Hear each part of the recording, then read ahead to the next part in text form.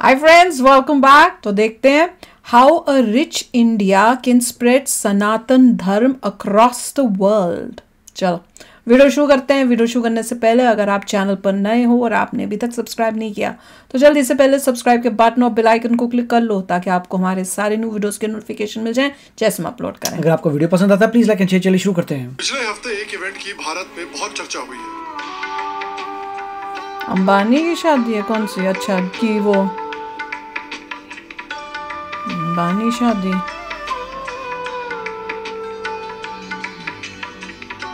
अब आप सोच रहे हो कि यार आप YouTube पॉलिटिकल कमेंटेटर हो कि एंटरटेनमेंट रिपोर्टर हो। बात तो सही है। लेकिन देखो यार, ये इवेंट एक दूसरे कारण की वजह से भी इंटरेस्टिंग था। इसमें पूरी दुनिया के कई बड़े बड़े सेलिब्रिटीज आकर जुड़े थे, चाहे वो मार्क ज़करबर्ग हो, ट्रम्प हो, बिल गेट्स हो। सभी को अंबानी परिवार ने भारत की संस्कृति से जोड़ा था। बॉलीवुड के तीनों खान जिनको बॉलीवुड साथ में अफोर्ड नहीं कर सकती एक मूवी, वो भी साथ में आके डांस कर रहे थे। यहाँ तक कि उनसे जय श्री राम भी बुलवा लिया। वेरी गुड मेजर जय श्री राम। ये भी बहुत पॉपुलर हो गया। सोचे जा रहे थे वो काम भारत के ये रिच इंडियंस कर रहे हैं। आप सोचिए कि रियाना और दिलजीत दोसांझ जिन्होंने फार्मर्स प्रोटेस्ट पे इतना सपोर्ट दिया, दिलजीत ने भी किया था। उनको मोटा भाई ने 2024 के फार्मर्स प्रोटेस्ट के समय पर फार्मर्स को सपोर्ट करने के बजाय अपने बेटे की प्री वेडिंग सेरेमनी में आके नचवा दिया। लेवल सबके निकलेंगे। बेसिकली अंबानी जी ने रियाना से फार्मर्स को वही करवाया जो कटप्पा ने बाहुबली के साथ किया था। तो देखिए, भारत की एक रिच फैमिली जो अपने कल्चर में इतना प्राइड महसूस कर रही है, उसने इतने सारे लोगों को अपने कल्चर से जुड़वाया और उसकी सराहना करवाई, मंदिरों का कंस्ट्रक्शन करके धर्म को मजबूत किया। और ये तो मैं एग्जांपल आपको सिर्फ एक फैमिली का दे रहा हूँ। इंडिया की धीरे धीरे जैसे इकोनॉमिक पावर बढ़ रही है और उस पावर से जो कल्चरल और पॉलिटिकल इन्फ्लुएंस आ रहा है, उससे भारत को पूरे दुनिया में रिस्पेक्ट मिल रही है और भारत के अंदर कुछ बहुत अमेजिंग चीजें हो रही है। बोलिए जय सिया राम। जय सिया राम। मैं तो मर्यादा पुरुषोत्तम राम की इज्जत करता हूँ। मेरे राम। ये मैंने देखा था कहीं।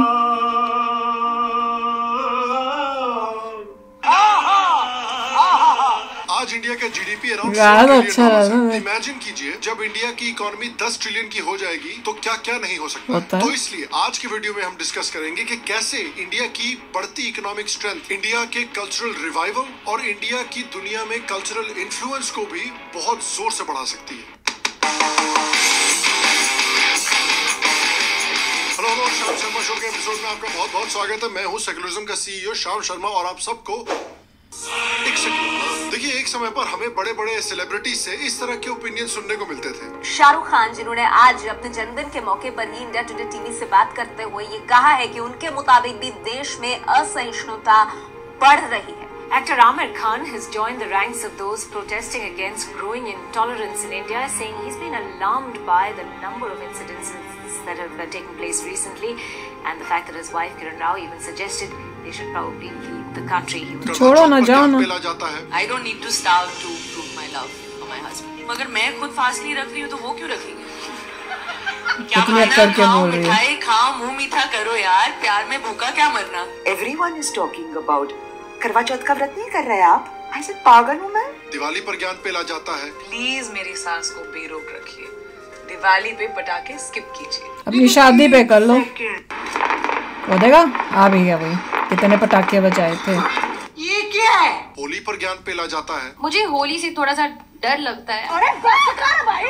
और फनी बात यह है कि इनमें से आधे लोग हाल में अंबानी के बेटे की प्री वेडिंग सेरेमनी में भाग ले रहे थे, जिसमें आधा समय धार्मिक प्लेस परफॉर्म करने में निकाला गया और बाकी समय हिंदू आरतियां करने में निकाला गया। तो ये काया पलट देखिए और ये इन्फ्लुएंस देखिए। पैसा है बेटा, पैसे के पीछे भाग रहे हैं। यार इकोनॉमिक स्ट्रेंथ का कल्चरल स्ट्रेंथ पर, पॉलिटिकल स्ट्रेंथ पर कितना फर्क पड़ता है। याद कीजिए कि जब इंडिया एक सोने की चिड़िया हुई करती थी, तब भी इंडिया का दुनिया में कितना इन्फ्लुएंस था। जिस तरह से आज अमेरिका की यूनिवर्सिटीज में दुनिया भर से स्टूडेंट्स पढ़ने के लिए जाते हैं, उसी तरह से एक समय पर भारत की यूनिवर्सिटीज में पूरी दुनिया से लोग पढ़ने के लिए आते थे, चाहे नालंदा हो, तक्षशिला हो, विक्रमशिला हो या वल्लभी यूनिवर्सिटीज हो। और इस समय पर देखिए, धन और धर्म का रिश्ता भी काफी गहरा था। पुराने समय में जो राजा होते थे या जो बहुत रिच और इन्फ्लुएंशियल लोग होते थे भारत में, वो अक्सर अपने पैसों का इस्तेमाल करके भारत के कल्चर को प्रमोट करने की कोशिश करते थे। चाहे मौर्य हो या गुप्ता हो या चोलास हो या पांड्यास हो, चालुक्य हो, सोलंकी हो, काकाटियास हो, इन सारे किंगडम्स ने, इन सारे एम्पायर एम्पायर्स ने काफी सारा पैसा और रिसोर्सेज खर्च किए थे खूबसूरत मंदिर, खूबसूरत यूनिवर्सिटीज और लाइब्रेरीज बनाने में, जिससे इंडियन कल्चर को न सिर्फ प्रिजर्व किया जा सके बल्कि स्प्रेड भी किया जा सके। अशोकन स्तंभ आपको अफगानिस्तान तक फैले हुए थे। चोलास के इन्फ्लुएंस से बने हुए मंदिर इंडोनेशिया तक फैले हुए हैं। इंडिया में भी इसके कितने एग्जाम्पल्स हैं आप देखिए, चाहे खजुराहो मंदिर हो जो चंदेल डायनेस्टी के राजा यशोवर्मन ने बनवाया था, कोणार्क का सन मंदिर हो, मदुरई का मीनाक्षी मंदिर हो, तमिलनाडु का बृहदेश्वर मंदिर हो, आंध्रा का तिरुपति मंदिर हो। जब मुगल राज के समय पर मराठा साम्राज्य ताकतवर होने लगा तब उन्होंने भी यही किया। भारत को इंडिपेंडेंट बनाने का तो प्रण था ही, उसके साथ एक और प्रण था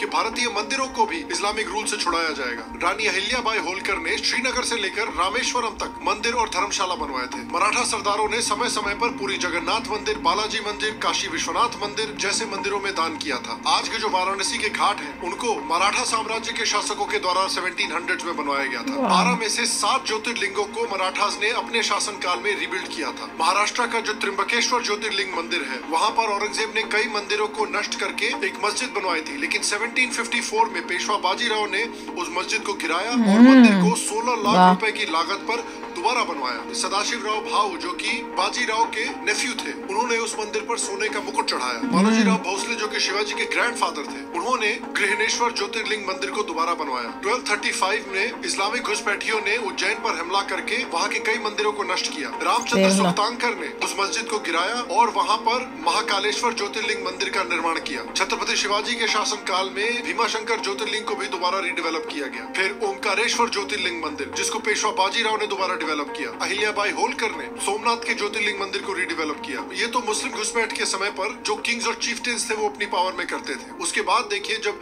ब्रिटिश राज आया तब किस तरह से अमीर बिजनेसमैन ने भारत के धर्म को बचाने की और प्रोपेगेट करने की कोशिश की। बलदेव दास बिरला ने 1926 में लक्ष्मी नारायण मंदिर की स्थापना की। सेठ हुकमचंद जैन ने 20वीं सदी में महावीर जैन मंदिर का निर्माण करवाया। श्यामजी कृष्ण वर्मा ने वीर सावरकर को स्कॉलरशिप के पैसे प्रोवाइड किए ताकि वो लंदन जाकर अपनी एजुकेशन कंप्लीट कर सके। इस वजह से वीर सावरकर लंदन जा पाए और लंदन में पढ़ रहे जो इंडियन स्टूडेंट्स थे उनके अंदर नेशनलिज्म जगाया। फ्री इंडिया सोसाइटी और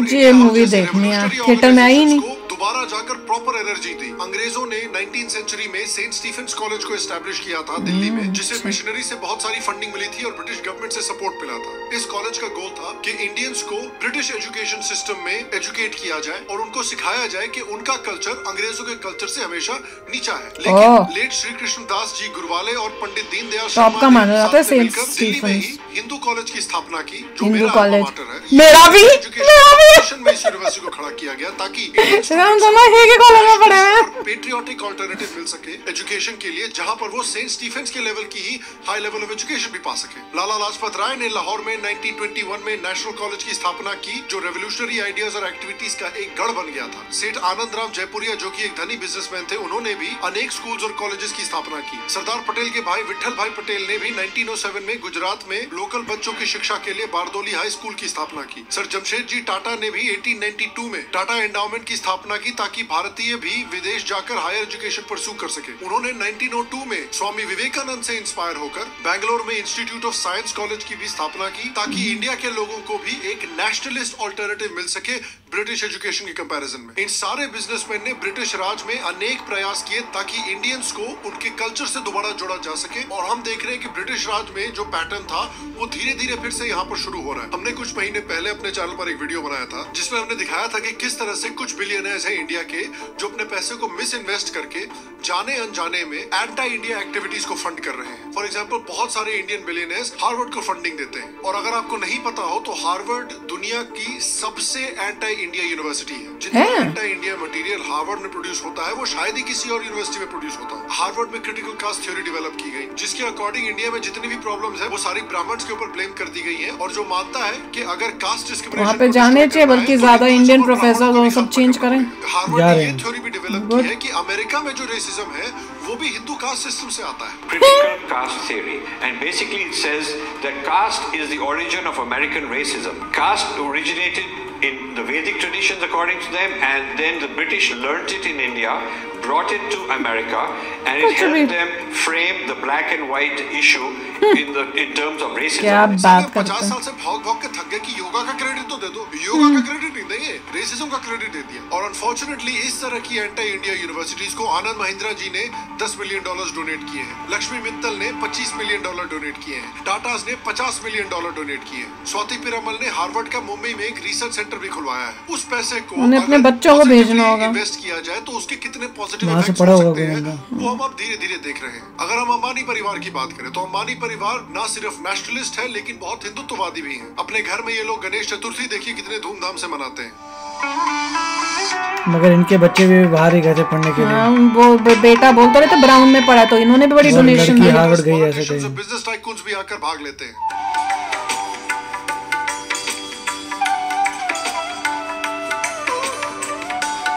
अंबानी साहब जो हैं वो जो एक्टर्स हमको फेस्टिवल्स पे ज्ञान दिया करते थे उनसे आरती करवा रहे हैं आज। याद करिए जब ईशा अंबानी और अनंत पीरामल की प्री वेडिंग सेरेमनी हुई थी तो देश विदेश के लोगों के साथ अंबानी जी ने कृष्णा आरती की थी। अंबानी परिवार भारत के अलग अलग बड़े मंदिरों में भी बड़े बड़े दान देते हैं। उन्होंने गुरुवायूर मंदिर में 1.5 करोड़ का दान दिया, बद्रीनाथ मंदिर में 5 करोड़ का दान दिया, राम मंदिर ट्रस्ट में भी 2.5 करोड़ का दान दिया। राम मंदिर की प्राण प्रतिष्ठा में पूरा परिवार मौजूद था। राम मंदिर की प्राण प्रतिष्ठा के अवसर पर इन्होंने अपने पूरे घर को भी राममय कर दिया था। पिछले ही महीने इन्होंने गुजरात के जामनगर में 14 बड़े भव्य मंदिरों का निर्माण किया है। अनंत अंबानी और राधिका मर्चेंट की प्री वेडिंग सेरेमनी की तैयारियों के बीच अंबानी परिवार जामनगर में 14 विशाल मंदिरों का निर्माण करवा रहा है, जिसमें कि राधा कृष्ण मंदिर, श्री हनुमान मंदिर, श्री गणेश मंदिर, श्री दुर्गा माता मंदिर, श्री सरस्वती माता मंदिर, श्री लक्ष्मी नारायण मंदिर, श्री जैन मंदिर, श्री नवग्रह मंदिर और श्री शनिदेव जैसे मंदिर शामिल हैं। और उनके बेटे अनंत अंबानी की जो पिछले हफ्ते प्री वेडिंग सेरेमनी हुई है उसमें भी देखिए देश विदेश से बड़े बड़े लोग आए। घड़ियां देख रहे, ज़करबर्ग आए,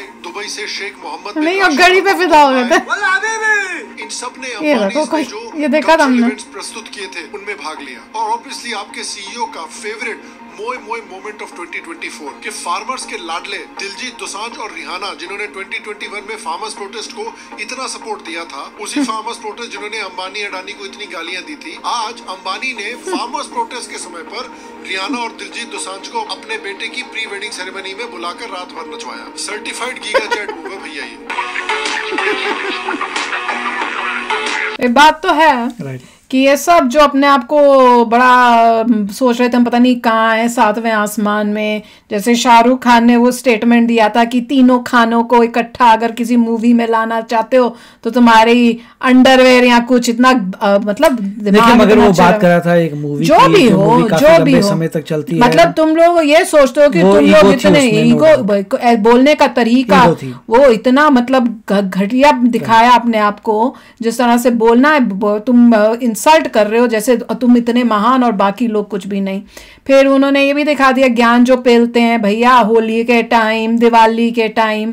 फिर ये रियाना और ये दलजीत का जो बता दिया, तो सब भैया इससे पता चलता है सब पैसों के पीछे भागते हैं, पैसा दो। देखिए पॉइंट यही है कि जैसे से इंडिया अमीर होगा उसका इन्फ्लुएंस बढ़ेगा, क्यों नहीं सोने की चिड़िया अगर बनता है इंडिया तो ऑब्वियसली नजर आएगा। जितने भी लोग हैं जो इंडिया से बाहर जाएंगे या इंडियन ओरिजिन के हैं वो अपने कस्टम्स को फॉलो करेंगे, दिखाएंगे अपने कस्टम्स को, स्पेंड करेंगे मनी अपने टेम्पल्स में, तो वो ऑब्वियस है। उसके लिए इंडिया उसी रास्ते पे जा रहा है, प्रोग्रेस जा रहा है। बीजेपी ने थोड़ी हेल्प कर दी है, बहुत है, थोड़ी भी नहीं, बहुत सबको में प्राइड और जगाना मेन काम तो उन्होंने किया है। जगा कर उन्होंने रियलाइज कराया be proud of who you are, be proud of your religion, अपने कस्टम्स के लिए बी प्राउड और किसी से शर्माओ मत या शर्मिंदा मत हो। अपने रिलीजन के लिए, आपका रिलीजन है और उसको गर्व से आप जो है सेलिब्रेट करिए। तो ये इससे पूरे देश में जो है कॉन्फिडेंस लेवल बढ़ा है कि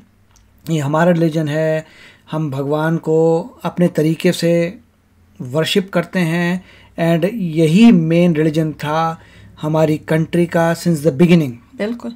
बीच में जो इन्फ्लुएंस आया था वो अनफॉर्चुनेट है और धीरे धीरे वही ग्लोरी वापस आएगी जो पहले थी ओरिजिनली। मैं तो इस वीडियो में जब दिखा रहे थे ना कि कैसे वो आए सारे मंदिर तोड़ रहे हैं, बाबा हिस्ट्री में दिखा रहे हैं कि भैया आते हैं तो मंदिर तोड़ते हैं, तब मुझे वो जो हमने न्यूज़ की थी ना प्रश्न, वो कौन सी थी कि इस्लामोफोबिया से रिलेटेड, मैं कह रही हूँ काम ऐसे किए होंगे तो इस्लामोफोबिया नहीं होगा तो क्या होगा किसी को, कि कहीं पे भी जाओ उनके प्लेस ऑफ वर्शिप्स को तुम तोड़ दो, लोगों को कन्वर्ट करवाओ तलवार की जोर पे, तो वो हिस्ट्री क्या कोई भूल जाएगा? अजीब बातें करते हैं। राइट, मैं तो यही कह रहा हूँ कि इंडिया को प्रोग्रेस करना है, मगर इन सब हिस्ट्री से जो एक लर्निंग आती है वो ये थी कि अगर आपका डिफेंस स्ट्रांग नहीं है तो जो भी बाहर से आप पे आक्रमण करता है वो अपना कल्चर लेके आता है और अपनी चीज़ों को आप पे ज़ोर से अडॉप्ट करवाता है, इसीलिए मास कन्वर्जन हुआ था। तो इससे लर्निंग ये है कि डिफेंस में इंडिया को नंबर 1 होना पड़ेगा। इकॉनमी चलाइए, वहाँ से पैसा निकालिए, डिफेंस में लेके जाइए, रिसर्च एंड डेवलपमेंट करिए, मेक श्योर करिए कि कोई भी इंसान दोबारा अटैक करके जीत ना सके, क्योंकि अगर वो कमज़ोर हो गया तो सब कुछ खराब हो सकता है। दुनिया को कांपना चाहिए कि भैया भारत से पंगा नहीं ले सकते, इतना स्ट्रांग है भारत, क्योंकि पंगा लिया तो वो तो हमें खत्म ही कर सकते हैं। इसका मतलब ये भी है जितने भी अमीर लोग हैं अगर वो पैसा लगा रहे हैं टेम्पल्स में, that is very good thing. कुछ पैसा लगाना चाहिए डिफेंस में, उनको अपने कंपनीज खोलनी चाहिए या डिफेंस की जो कंपनीज हैं उनको पैसा देना चाहिए कि और रिसर्च करो, या गवर्नमेंट की जो प्लेस है उनको बोलो और रिसर्च करो, हमारी तरफ से पैसा लो और रिसर्च करो, जबरदस्त वेपन बनाओ। कुछ जो स्टूडेंट्स इतने ब्रिलियंट हैं उनको भैया करो कि ग्रांट दे दो, एग्जैक्टली IIT में जाओ, उतना पैसा दे दो कि तुम्हारे लिए नया पैसा है, तो ये सब होना चाहिए।